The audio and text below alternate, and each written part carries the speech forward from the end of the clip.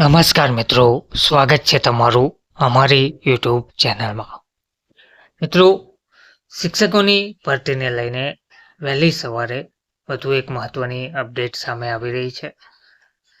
શિક્ષકોની ભરતી કરવી અતિ આવશ્યક જોવા મળી રહી છે. લાંબા સમયથી ભરતી પ્રક્રિયા ચાલી રહી છે, પરંતુ શિક્ષકોની ભરતી કરવામાં આવી નથી.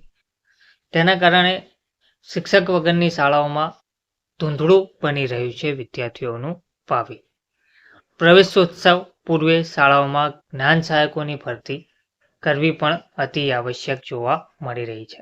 એટલે કે હાલમાં કાયમી શિક્ષકોની ભરતી ના થાય ત્યાં સુધી જ્ઞાન સહાયકોને ચાલુ રાખવા અથવા તો જ્યાં જગ્યા હોય ત્યાં જ્ઞાન સહાયકોની ભરતી કરવી પણ અતિ આવશ્યક જોવા મળી રહી છે. શાળા શરૂ થઈ છતાં રાજ્યમાં 3000થી પણ વધુ શિક્ષકોની જગ્યાઓ હાલમાં ખાલી છે. વર્ષોથી ક્લાર્કની ભરતી પણ બંધ છે. તો તારીખ 9 જૂનથી 2025-26નું નવું શૈક્ષણિક સત્ર શરૂ થયાને 15થી 20 દિવસ જેટલો સમય વીતી ગયો છે. છતાં આજે પણ અનેક શાળાઓ જ્ઞાન સહાયકથી વંચિત છે. ત્યારે હવે પ્રવેશ ઉત્સવની શરૂઆત શાળાઓને નવા જ્ઞાન સહાયકો ફાળવીને કરવી જોઈએ તેવી લોકલાગણી જોવા મળી છે.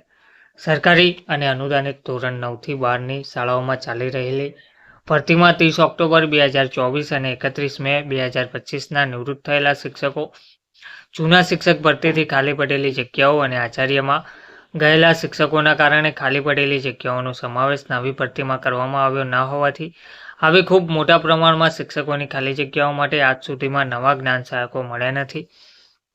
એક અંદાજ મુજબ 3000થી વધુ શિક્ષકોની જગ્યા ખાલી છે. જ્ઞાન સહાયકની ભરતીની પ્રક્રિયા કરવાની સત્તા જિલ્લા શિક્ષણ અધિકારીને આપવામાં આવે તેમજ તેમાં ટેટ પાસ ઉમેદવારો ઉપલબ્ધ ના હોય તો માત્ર બીએડ કે સ્નાતક પાસ ઉમેદવારોને પણ લઈ શકાય તેવા નિયમો બનાવવામાં આવે તો જ આ મુશ્કેલીનો કાયમી ઉકેલ આવે તેમ છે.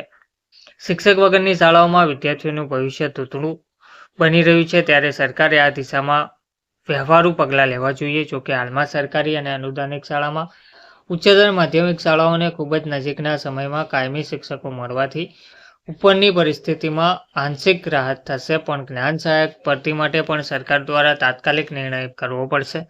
આ પ્રશ્નો ઉપરાંત ગત વર્ષે પ્રવેશ ઉત્સવના સમયે જ નમોલક્ષ્મી અને જ્ઞાનલક્ષ્મીની શિષ્યવૃત્તિના પૈસા વિદ્યાર્થીઓના ખાતામાં જમા થઈ ગયા હતા, જ્યારે આ વર્ષે તેમાં પણ ધીમી ગતિએ પ્રક્રિયા શરૂ થઈ રહી છે. ધન્યવાદ.